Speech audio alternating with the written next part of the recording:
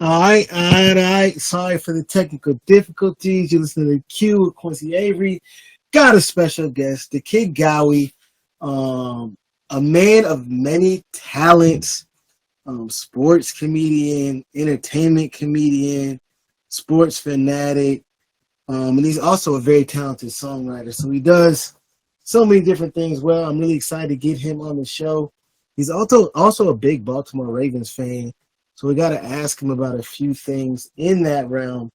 But more importantly, I want to ask him a couple of questions about how he got started and all the things he's doing now. A couple of questions about his YouTube. Like, we got a lot of stuff. What up, fam? I don't know if you can get off mute yet. I was having some technical difficulties on my end. How you living? Yeah, so can you hear me? I can hear you great.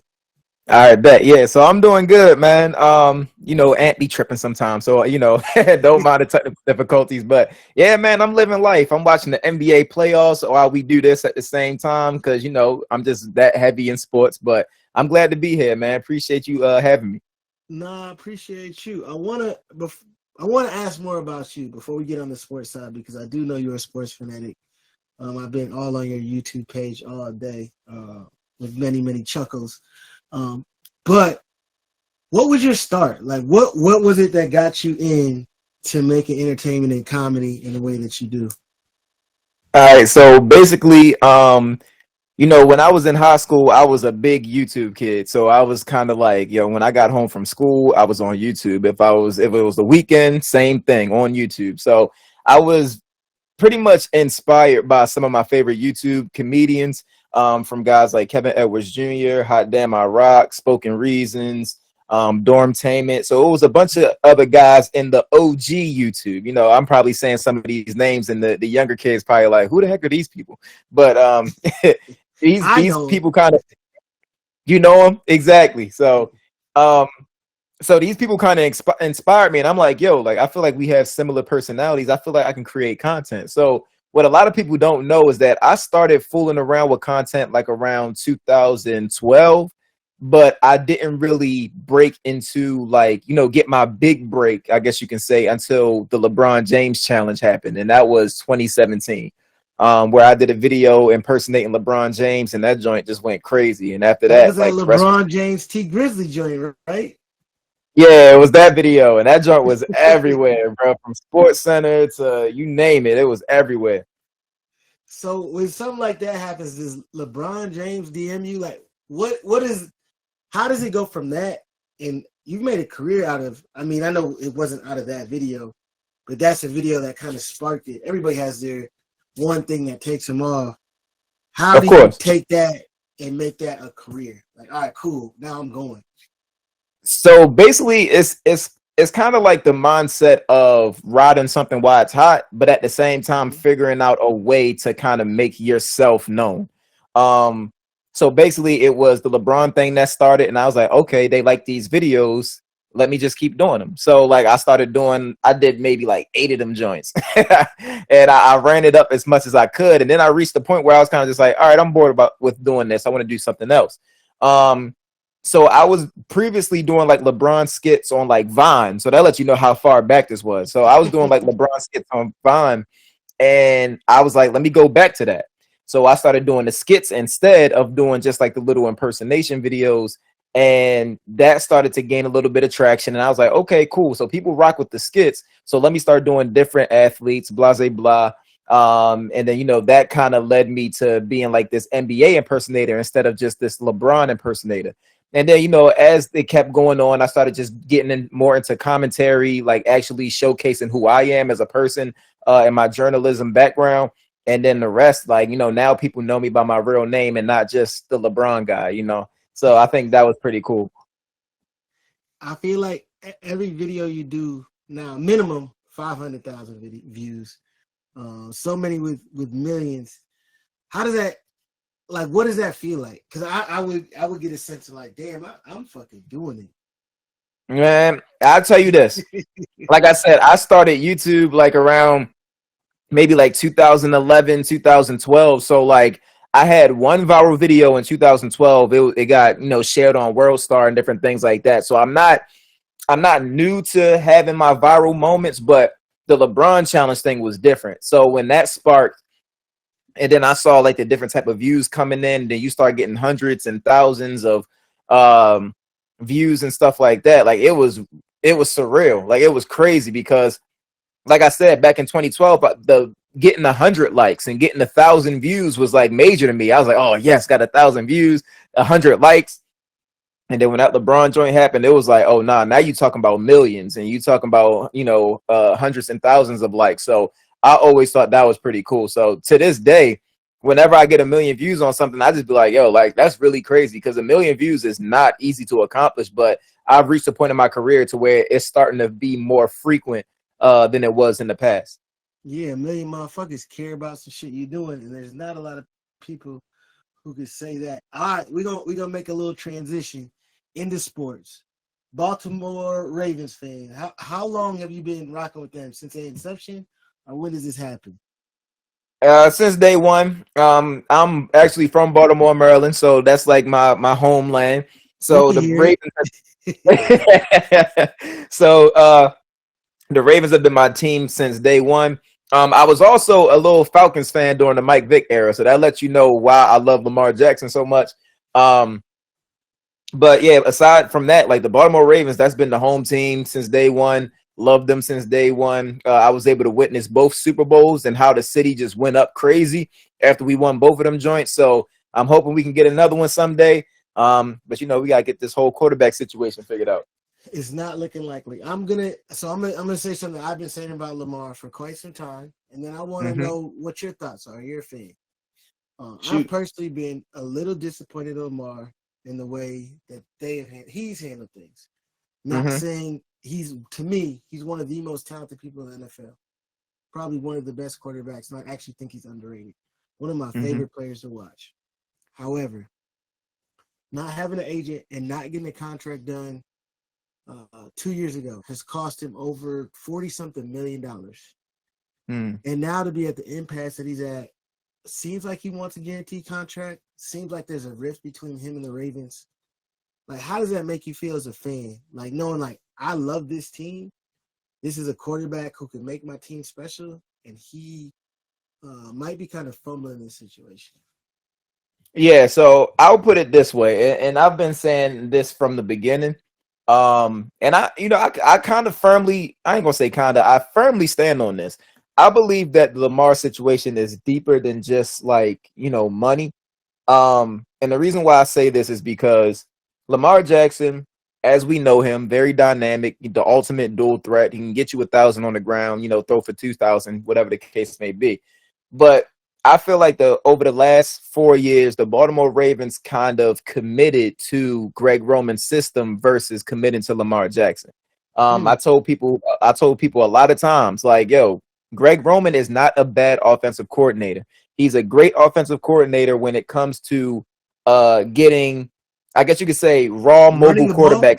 He wants to run Yeah, the ball. exactly. So run the ball and get raw mobile quarterbacks up to speed. Because like if you're a raw mobile quarterback, and let's say you're not that great of a passer yet, okay, we're gonna put you in a system where we'll utilize your legs and we'll find openings to where you can throw the ball. Cool. So it's good for like a year or two. After that, when your quarterback actually gets developed and actually knows how to pass the ball, now you got to pivot. But it seems like the Baltimore Ravens didn't do it. And if you actually look at Lamar Jackson and you have the context of what went on with the Ravens, from our offensive line being banged up and we had to replace our center and he's throwing snaps over Lamar's head in the playoffs and he gets a concussion and has to lead a game early. Then we got our entire backfield in the 2021 season went down before the season even started, all extreme injuries, so they all missed the season. Then you Mm-hmm. go into the next season with our running backs recovering from the ACL injury, so they only played about half the year. Then you got it's a whole bunch of different things, injuries everywhere. And it's one of those things where Lamar had to play Superman for 5 years straight. He was our leading rusher as well as our quarterback for 5 years straight. And after he won MVP in 2019, he was very verbal and vocal of saying like, "Yo, I don't want to I don't want to run. I want to be a passer. I want to throw to my receivers, blah blah blah." leading rusher next season, leading rusher the season after that, leading rusher the season after that. And even during last season, after we lost to Miami, when I think it was the comeback win from Miami, when they came back and beat us, and he was like, "Yo, we gotta pass the ball. We can't keep running like this." So it's like Lamar is being vocal and saying we can't run, but the Ravens is like, "Nah, we running it." So I think Lamar has reached a point to where it's like, I do want to get paid, but at the same time, you have to get me the weapons that I need. Show to me that you want to commit to me as a passer. And I think the Baltimore Ravens have done that this offseason. They've gotten a new OC who's more balanced. You know, Todd Monken from Georgia, 1-2 natty. So it's like, this is somebody that you're bringing in. He looked good when he had Jameis Winston in terms of like making up plays for him to be able to excel. And with that being said, you go get an Odell Beckham Jr., an investment that the Ravens have never made. They have never paid a wide receiver. We won a Super Bowl. Lamar never had a fucking receiver. Lamar has played ever, 4 or 5 years. Ever, bro. So, this man ain't had nobody. He had basically me out there running around. Like, and the crazy thing is, like, I really liked Hollywood Brown, but as they continued to develop, like, he demanded a trade because they kept committing to the system. It's like, yo, Hollywood, he needs to get paid too. So it's like, I'm not going to stay in a system where they're going to try to lowball me because my numbers may be lower than other wide receivers. So send me somewhere where I can cook. So I understood that. But what the Baltimore Ravens decided to do, you get rid of his number one receiver, and I'm using that in air quotes because we always felt like he was more of a 2. Hollywood's a 2 at best. He may be a 3, a fast exactly. 3. So that happens. And you don't draft a wide receiver. You don't sign a wide receiver. So you just let us go into the season, and Lamar lost the one wide receiver that he actually trusted.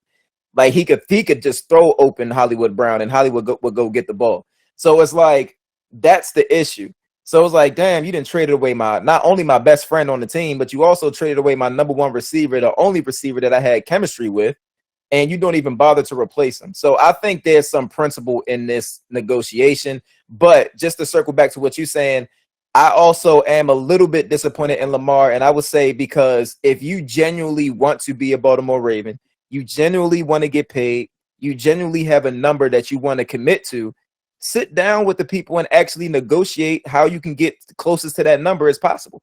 Because from what it sounds like, it's like, yo, maybe they shoot texts back and forth, or maybe they have quick calls, and it's not anything really being elaborated. But I think if you really want to be with a team, you really want to negotiate, you're going to sit down and see how you can negotiate them numbers. So that's kind of where my gripe is with Lamar, because I don't think he's negotiating to the best of his ability. Yeah, and I think that there's a lot that goes in the negotiation for things that you want, contracts. I mean, you know it. You got a manager or somebody who helps you out with those conversations. I feel like when you got an opportunity to make billions of dollars, hundreds of millions at this point, but up to $1 billion in a couple of years, like, you should have somebody who's an expert in that field helping you out do those things. Especially when it comes to the terminology of the contract, because they was doing little breakdowns of the contract. I was like, I don't know what none of this means. Like, offset language, this, that, and third. I got a lot. I train a lot of NFL quarterbacks. They don't know what the shit in the contract means, but that's why they got an agent. And I wish Lamar would too. All right, we gonna move on. Do you think you guys are gonna get DeAndre Hopkins? I know he's a quarterback's best friend. I was training Deshaun when he had D-Hop. D-Hop might do his own thing sometimes, but that dude makes plays. Mm-hmm. So I'll put it this way: last year I sent the tweet, and it was, matter of fact, it was at the trade deadline last season. I said the Baltimore Ravens will sign Brandon Marshall out of retirement before they even ask Odell Beckham Jr. what his price is. And then here we go in the offseason, they threw $15 million guaranteed at OBJ. So to be honest with you, I can't even talk about what the Baltimore Ravens will do. Like, I can't doubt them at this point, because this is a different Ravens team. Like I said, they didn't revamp the whole coaching staff. We got a new strength and conditioning coach, new offensive coordinator, wide receiver coaches, all that. So everything is new. Everything is revamped. Our wide receiver room revamped. So, hey, I wouldn't be surprised. And if you go out there and get you a D-Hop, and that means Ravens can spend the rest of the draft picks on defense, I'm sure they would appreciate that. So I ain't gonna hold you. I would love for it to happen. I still feel like, pigs will fly before it happens, but I'm still keeping my hopes up. Good show. All right, we got a couple things before I get you out of here. I know the playoffs are on. We're gonna do a little word association. So I'm gonna say quarterbacks, and then you just tell me what your thoughts are on them. Like you don't think, like just make it quick. You can be as entertaining as you want. You got me? I got you. Cool. First quarterback I got Baker Mayfield. Trash. I agree 100%. Super trash. All right, Brock Purdy. Brock is tough, so I say tough. Josh Allen. He's a dog. A dog. Dak Prescott. Inconsistent. Kirk Cousins. Underrated. Wow, I thought you were gonna call Dak Prescott the Black Kirk Cousins. That's what I thought you which he is, but it's funny because like I feel like Kirk don't really get his respect because he really is a good quarterback. Is he a quarterback that's going to get you, deep into the playoffs? Maybe not. But at the same time, when it comes to like actually producing and being able to win with him, he's a quality quarterback. So I feel like people don't at least give him the credit that even Dak gets.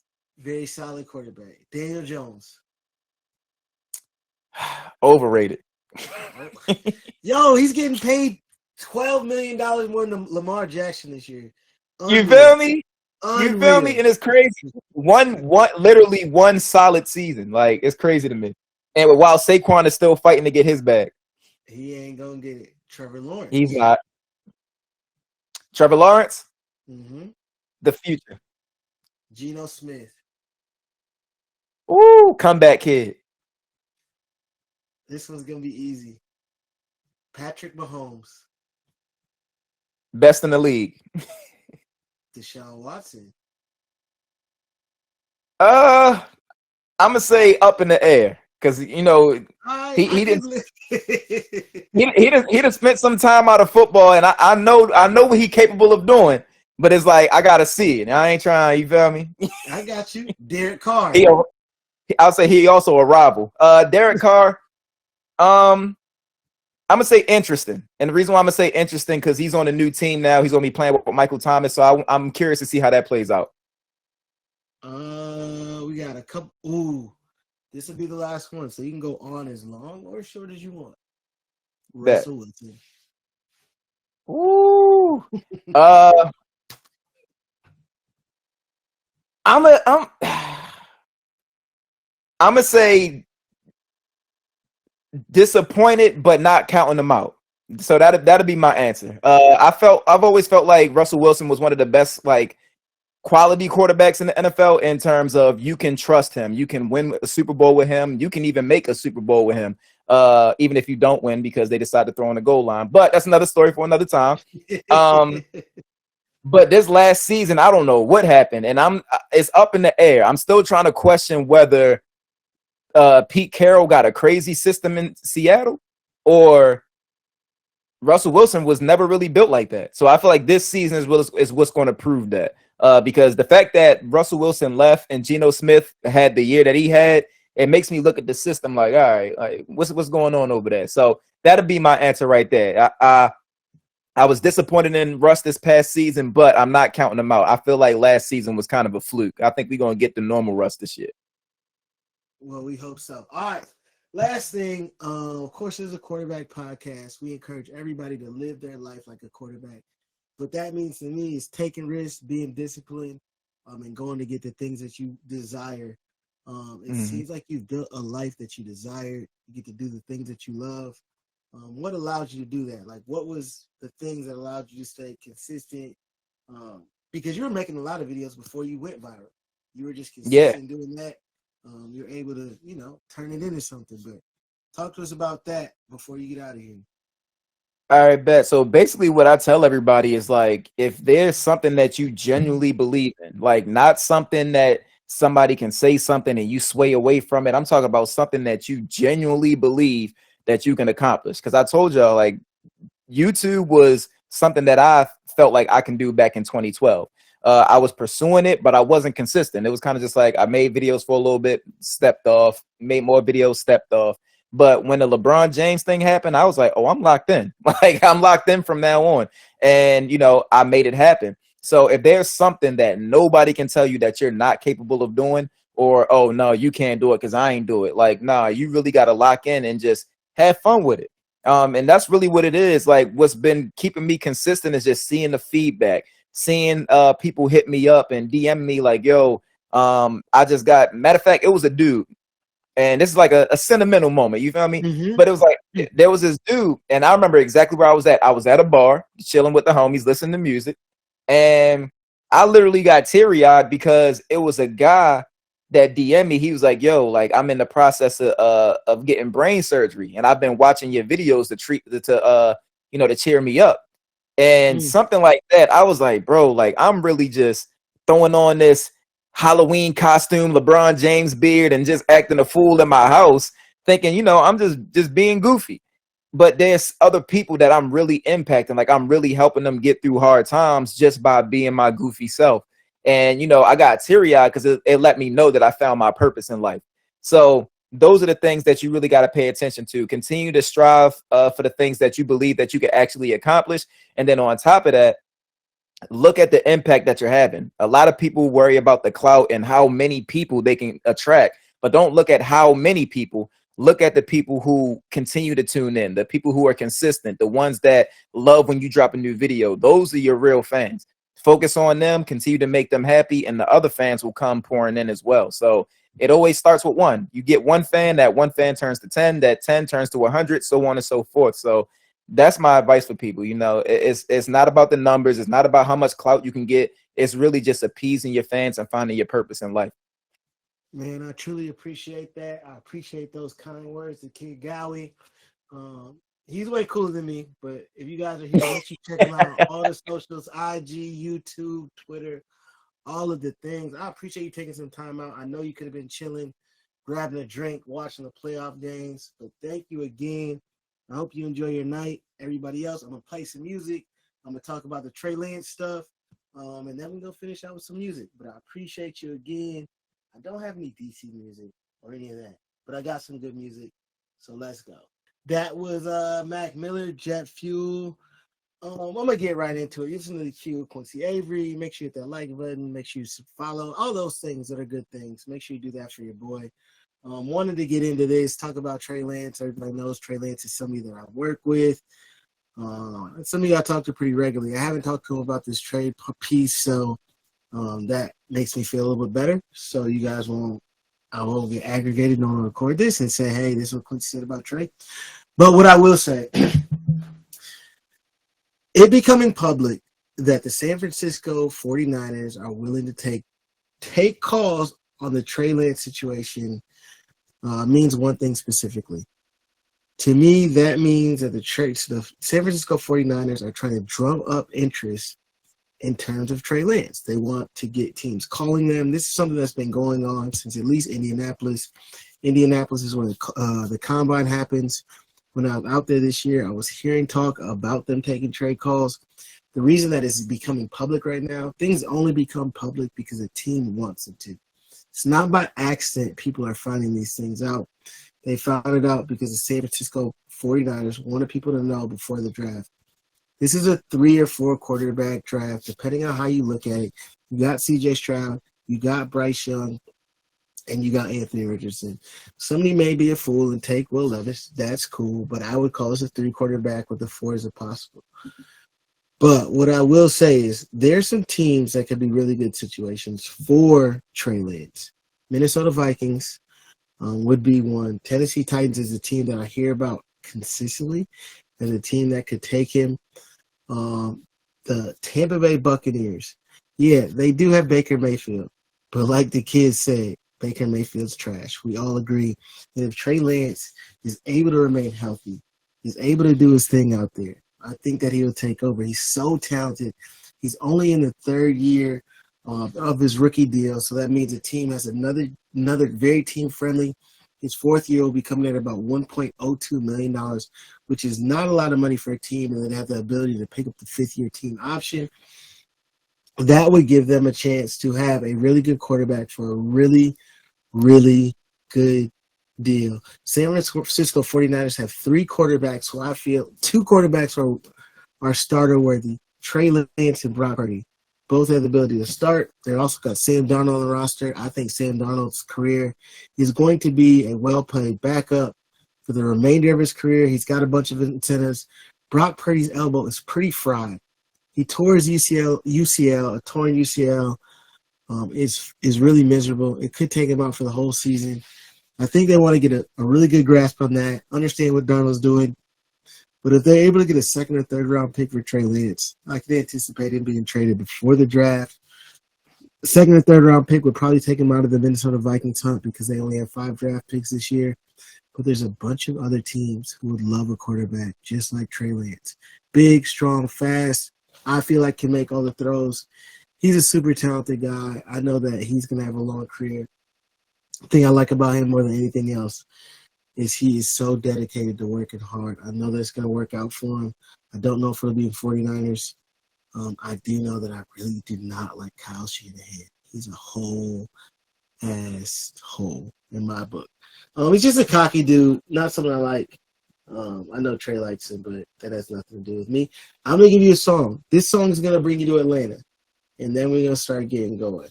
I got Edgewood by White Mike Will Made It in Trouble. I see y'all don't know real music. I appreciate y'all joining me tonight for another episode of The Q with Quincy Avery. Enjoy your Thursday. Enjoy these NBA games. I hope you guys sleep well tonight. And I hope that the Warriors don't get their ass swept. I hope they get some wins. All right. See y'all soon. Monday next show. I think we got an NFL quarterback coming next Monday. So we'll be ready for that.